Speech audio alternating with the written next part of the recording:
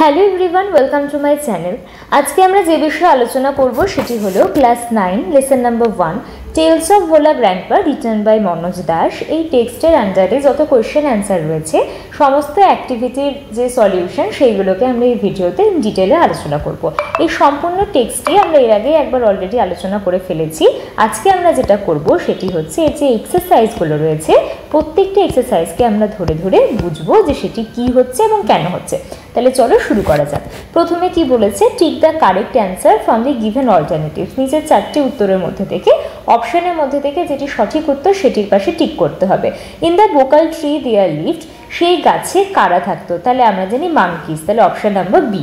Second question, on the way back from the festival থেকে ফেরার পথে Bhola grandpa tightly held on to the two fingers of his, কার হাত ধরে তিনি আসছিলেন, কার আঙুল দুটোকে তিনি চেপে ধরেছিলেন, তাহলে আমরা জানি তার grandson, option number C.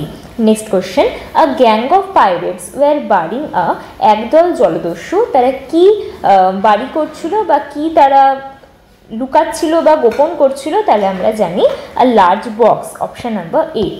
Next question, Bhola grandpa was returning from the, Bhola grandpa ফিরছিলেন কোথা থেকে, তো Bhola grandpa was returning from weekly market, option number D. Next question, Bhola grandpa died at the age of, Bhola grandpa মারা গিয়েছিলেন কোন বয়সে, 95, অ্যাট দ্য এজ অফ 95। তো এখানটাতে আমাদের 5টা এমসিকিউ কমপ্লিট হলো। এবার আমরা দেখব হচ্ছে কিছু শর্ট কোয়েশ্চেন। কি বলছে, answer the following questions within 15 words, 15টি শব্দের মধ্যে এই যে প্রশ্নগুলি সেগুলি উত্তর লিখতে হবে। When did Bhola grandpa let out a loud wail, Bhola grandpa কখন চিৎকার করে উঠেছিলেন, তাহলে এটা উত্তর হবে Bhola grandpa let out a loud wail. এখান থেকে আমরা লিখব Bhola grandpa let out a loud wail when, question মার্কটাকে কেটে দিচ্ছি, when he realised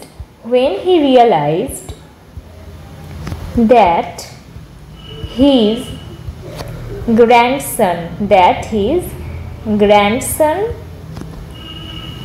was missing, যখন তিনি বুঝতে পারলেন যে তার গ্র্যান্ডসন মিসিং তখন তিনি খুব জোরে চিৎকার করেছিলেন।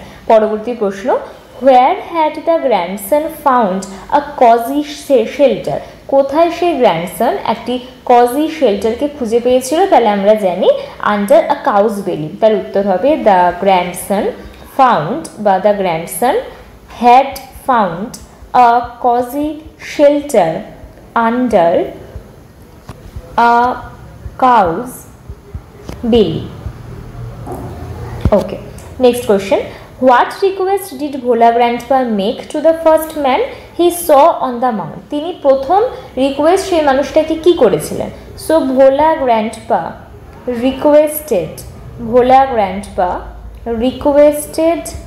the first man, Bhola grandpa requested the first man he saw on the mount। যেরকম প্রশ্ন রয়েছে সেরকম ধরে আমরা উত্তর লিখব, তাহলে আমাদের নাম্বারটা কাটার কোনো জায়গা থাকে না।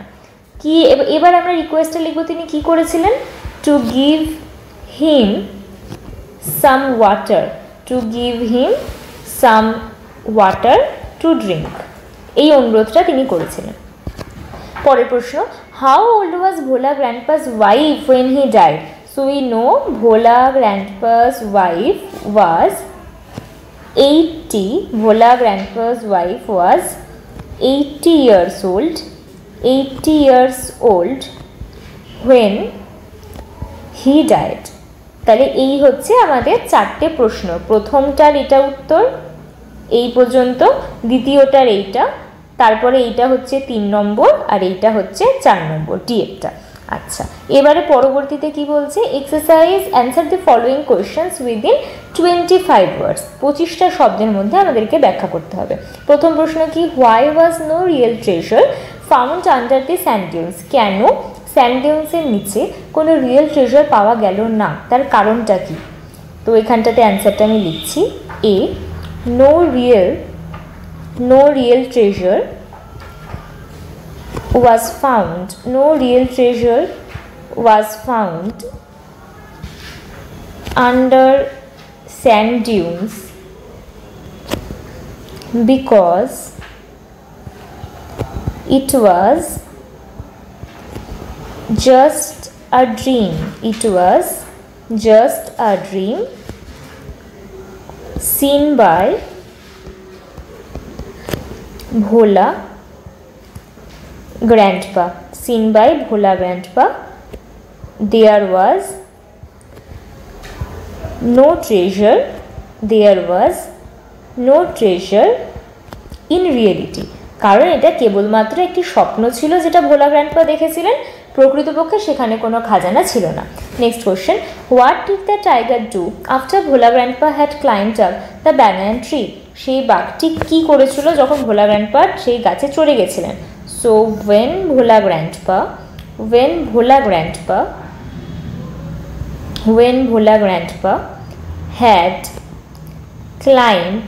had climbed up the banana tree,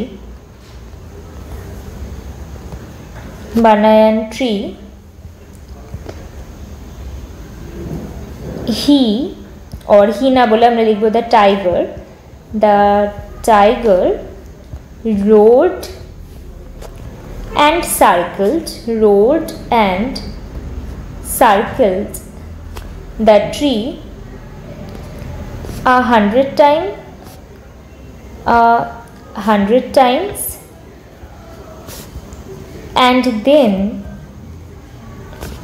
sat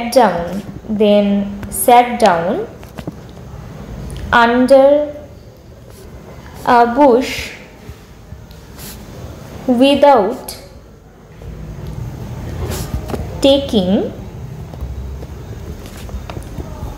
its eyes off him. আচ্ছা, তো এটা হচ্ছে আমাদের বি এর কোশ্চেন অ্যান্সারটা। পরের প্রশ্ন, what was the reason of Bhola grandpa's death according to his wife? According to Bhola grandpa's wife, তার মতে ভোলা গ্র্যান্ডপার মৃত্যুর প্রকৃত কারণটা কী ছিল? সি এখানে লিখছি, অ্যাকর্ডিং টু, যেরকম প্রশ্ন আছে আমরা সেরকম লিখব। According to Bhola grandpa's wife, according to Bhola grandpa's wife, the real reason behind his death was his forgetfulness of taking breath, অর্থাৎ তিনি যে নিঃশ্বাস নিতে ভুলে গিয়েছিলেন এই বিষয়টা হচ্ছে তার মৃত্যুর জন্য প্রকৃত পক্ষে দায়ী। তো এটা ভোলা গ্র্যান্ডপার স্ত্রী মনে করেছিলেন। এবারে আমরা যাব গ্রামারের কোশ্চেন অ্যান্সারে, এক্সারসাইজ 4। প্রথম প্রশ্ন কি বলছে, Bulbuli said to his friends will you come tomorrow? এখানটাতে লিখছি Bulbuli asked his friend, Bulbuli asked his friend, said to আছে, এখানে ইন্টারোগেটিভ মার্ক রয়েছে সেজন্য সে আস্কড হয়ে গেল। Bulbuli asked his friend if he would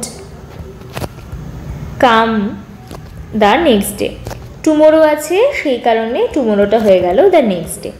আচ্ছা, next question, Poulami says comma quotation I am fine, এটা খুব সহজ, এখানে লিখে দিলাম Poulami says that she is fine, Poulami says that she is fine, যেহেতু এটা says রয়েছে সেই জন্য এখানে টেন্সে কোনো চেঞ্জ হলো না। পরের প্রশ্ন, the teacher said to the students keep quiet, the teacher ordered the students to keep quiet, the teacher ordered the students to keep quiet. Next question, my mother said to me may your dreams come true, my mother said to me comma quotation may your dreams come true, তাহলে এখানে লিখলাম my mother prayed that my dreams might come true, my dreams might come true. Next question, the student said sir please allow us to play in the field, তাহলে এখানে কি হচ্ছে, স্টুডেন্টরা request করছে, তাহলে কি হবে, এখানটাতে লিখলাম দ্য স্টুডেন্টস ইয়েরটা, হ্যাঁ, the students requested sir to allow them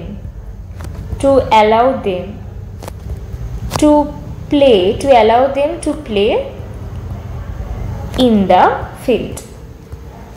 আচ্ছা, এখানে ইয়েটা হলো, এই হচ্ছে ন্যারেশন চেঞ্জ। এবার আমরা যাবো এক্সারসাইজ 5-এ। কি বলছে, প্রত্যেকটা সেন্টেন্সে নিচে of the sentences of the following passage, এই প্যাসেজে প্রত্যেকটা সেন্টেন্সে some articles and prepositions are used, কিছু আর্টিকেল এবং প্রিপোজিশনকে ব্যবহার করা হয়েছে ইন অ্যান ইনকারেক্ট ম্যানার, ভুলভাবে।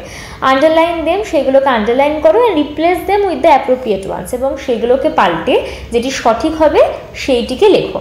আচ্ছা, দেখা যাক কি দেওয়া রয়েছে। প্রথমটা অন অ্যান উইন্টার, তাহলে এখানে অ্যান হবে না, এখানে কি হবে, on a winter. Night, I was aboard a boat, it was a moonlit night, full on stars, এখানে অন হবে না, এখানে কি হবে, full of stars. The boat was anchored up a great river, no, the boat was anchored to a great river. I was thrilled to see a beauty of nature, হবে না, এখানে হবে দ্য বিউটি অফ নেচার। আচ্ছা, এখানটাতে আমাদের activity শেষ হচ্ছে এবং তারপরে দুটো রাইটিং দেওয়া রয়েছে, কি একটা হচ্ছে ডায়লগ রাইটিং লিখতে হবে এবং আরেকটা হচ্ছে স্টোরি রাইটিং। তো এই হচ্ছে আমাদের পুরো টেক্সটের যে এন্টার এক্সারসাইজের কোয়েশ্চেন অ্যান্সার ছিল সেগুলি একসঙ্গে। আশা করি ভিডিওটি তোমাদের হেল্পফুল হয়েছে। যদি এই ভিডিওটি ভালো লেগে থাকে বন্ধুদের সঙ্গে শেয়ার করো। চ্যানেলে যদি নতুন হয়ে থাকো এবং আরও এরকম ভিডিও যদি পেতে চাও তাহলে চ্যানেলটিকে অবশ্যই সাবস্ক্রাইব করো। দেখা হচ্ছে আবার পরের ভিডিওতে। Thank you for watching.